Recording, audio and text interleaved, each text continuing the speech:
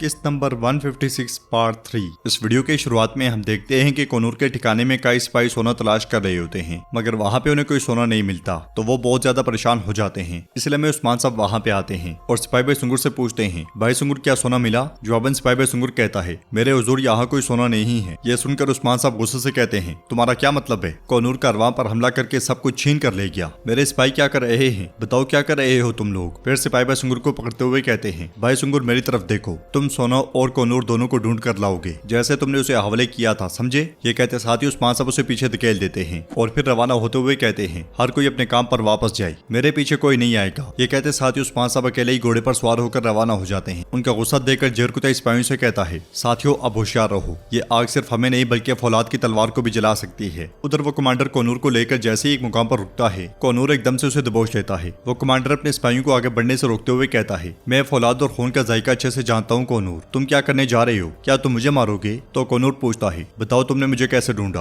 और कौन हो तुम? यह सुनकर वहां पहुंचने वाले इब्राहिम साहब कहते हैं, कोनूर तुम्हें बचाने वाला मैं हूँ। इब्राहिम साहब को देखते साथ ही कोनूर खंजर पीछे कर लेता है और पूछता है, इब्राहिम साहब आपने मुझे कैसे ढूंढा? जवाबन इब्राहिम भाई कहते हैं, मैंने सुना है कि उस्मान साहब ने तुम्हें जिलावतन कर दिया, हसरियो मेरी खिदमत कर रहा है और इसने तुम्हारी जान बचाई है। बताओ तुमने उस्मान साहब को सोना क्यों चुराया? मगरबी शहरों में इसका बहुत चर्चा है, मुझे इसके पीछे की हकीकत के बारे में बताओ। तो कोनूर कहता है, अगर गजा करने की जसारत हो तो सोना भी चाहिए होता है, वरना पीछे कोई खड़ा नहीं होता। यह सुनकर इब्राहिम भाई कहते हैं, अगर तुम जंग का इंतखाब कर रहे हो तो मेरे पीछे खड़े हो जाओ, मैं उस्मान साहब से बात करके तुम्हारा मसला हल कर दूंगा। कोनूर पूछता है, आप जंग की बात कर रहे हैं तो बताएं आपका हदफ क्या है? यह सुनकर इब्राहिम भाई कहते हैं, मेरा मकसद शिमाल बाजंतीन है, फिर अजनीक और बुरसा। कोनूर कहता है, यही हदफ उस्मान साहब के भी है, आपका एक ही मकसद है, लेकिन एक ही पहाड़ पर दो भेड़िए शिकार नहीं कर सकते। जवाबन इब्राहिम भाई कहते हैं, इससे कोई फर्क नहीं पड़ता कि परचम कौन उठाता है, इसके बारे में अच्छे से सोच लो और अपना जहन बना लो, और खान साहब की शादी के बाद हम गोंचा को लेकर सैनोप वापस चले जाएंगे, तुम्हारे पास तब तक का वक्त है। यह सुनकर कोनूर उनका शुक्रिया अदा करता है और इब्राहिम भाई कमांडर को सोना देने के बाद वापस आगे बढ़ जाते हैं। नाजरीन, इसके बाद हम देखते हैं सरहदी बाजार में हसन अलाउद्दीन के पास आकर कहता है, नहीं मेरी शहजादी गोंचा खातून कहीं नहीं मिली। यह सुनकर अलाउद्दीन परेशान होते हुए कहता है, तुम कहाँ हो गोंचा? इसलिए मैं उसे गोलचा आगे बढ़ते हुए दिखाई देती है तो वो दूसरी तरफ से आगे बढ़कर गोलचा को एक मुकाम पर रोक लेता है और उससे पूछता है, गोंचा कहाँ है? जवाबन गोलचा कहती है, जब उन्होंने कहा कि वो जानदार ओगलों से शादी नहीं करेंगी तो उन्होंने उसे पिंजरे वाले खेमे में डाल दिया, वो उसे और खान साहब की शादी में नहीं लेकर जाएंगे। अलाउद्दीन पूछता है, याकूब साहब ने ऐसा कैसे उन्हें दिया?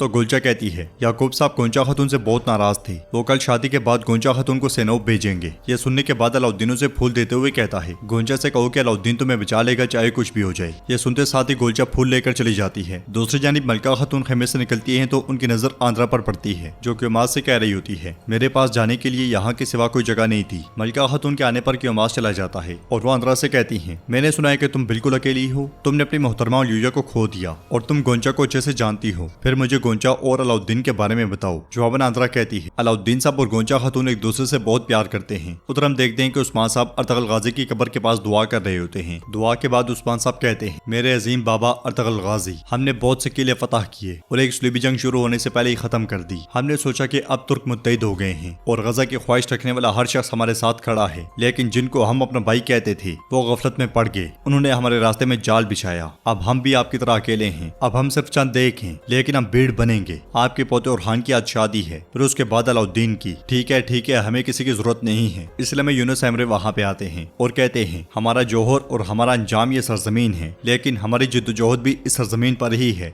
ना उस्मान साहब? तो उस्मान साहब कहते हैं, हमारी जद्दोजहद काफिरों के खिलाफ है, यकीनन हम जानते हैं, लेकिन जो हमारे पीछे खंजर लेकर खड़े होते हैं और हमारे साथ नमाज अदा करने के लिए सर झुकाते हैं, वो हमारे दिलों को तंग कर देते हैं। जवाबन यूनुस एमरे कहते हैं, हदीस में है कि मुसलमान इमारत के पत्थरों की तरह हैं, हर एक दूसरे का सहारा है, पत्थर अलग हो जाए तो इमारत गिर जाती है। इसलिए हमारे नबी सल्लल्लाहु अलैहि वसल्लम ने फरमाया कि एक दूसरे से बुग़्ज़ ना रखो, एक दूसरे से हसद ना करो और एक दूसरे से मुंह ना मोड़ो। ऐ अल्लाह के बंदो भाई भाई बन जाओ। हमें वो क्यों बार बार खबरदार कर रहे हैं? क्योंकि सबसे ज्यादा कोशिश शैतान करता है कि राह रास्त पर चलने वाले को धोखा दे। मुसलमानों के पास नफ्स है और नफ्स को धोखा दिया जा सकता है, ये रंजिश रखता है, हसद रखता है। अब जैसे जैसे आपका दावा बढ़ेगा, जैसे जैसे आप मजबूत होते जाएंगे, आपके आसपास के लोग अज़ाइम और हसद के इम्तिहान से आजमाए जाएंगे और आपको फख्र और इंसाफ के इम्तिहान से आजमाया जाएगा। अब अगर आप हमारे नबी सल्लल्लाहु अलैहि वसल्लम की तरह सादिक हैं और अगर आप तहम्मुल का मुजाहिरा करेंगे तो यकीनन आप हर इम्तिहान में कामयाब हो जाएंगे। वो भाई जो आप इंसाफ देखेंगे, अपनी रंजिश को छोड़ देंगे, अपने हसद पर काबू पाएंगे, गफलत की नींद से बेदार होंगे और अपने इम्तिहान में कामयाब होंगे इंशाअल्लाह। यह सुनकर उस्मान साहब कहते हैं, लेकिन जो गफलत की नींद से नहीं जाग सके उनका उनका क्या होगा। यूनुस एमरे कहते हैं अगर वो अपने गुनाहों पर डटे रहे तो अपने दिलों में कुफर के बीज बोएंगे, अल्लाह ना करे। ये सुनकर उस्मान साहब कहते हैं शुक्रिया अल्फाजों के सुल्तान यूनुस एमरे। उधर गोंजा जिंदान में गोंजा के पास जाती है और कहती है गोंजा खातून, मैंने सुना है कि वो क्योमास था जिसने इमरान को उस्मान साहब के बारे में आगाह किया। यह सुनकर गोंजा गुस्से से कहती है क्या कह रही हो गुलचे, मेरे बाबा ने इस पर क्या कहा। जवाबन गुलचे कहती है उन्होंने कुछ नहीं कहा, उन्होंने उसे ये कहकर माफ कर दिया कि इससे सिर्फ उस्मान को तकलीफ हुई है। उन्होंने बुरसा और अजदिक लेने के लिए जानदार औरों के साथ इत्तेहाद किया है। उन्होंने मेगाजा के गवर्नर के साथ भी इत्तेहाद किया है। वो कह रहे हैं कि वो इस रास्ते में उस्मान साहब के खिलाफ जाएंगे। वो ये कहते हैं कि जो उनके रास्ते में खड़ा होगा वो उसे मार डालेंगे। ये सुनकर गोंजा कहती है जब वो गए थे तो उन्हें उस्मान साहब के हाथों शिकस्त हुई थी, अब वो फिर अपने अज़ाइम में अंधे हो गए हैं। नहीं, मेरे बाबा एक बड़ी गलती करने वाले हैं, तो मुझे एक कागज और कलम लाकर दोगी,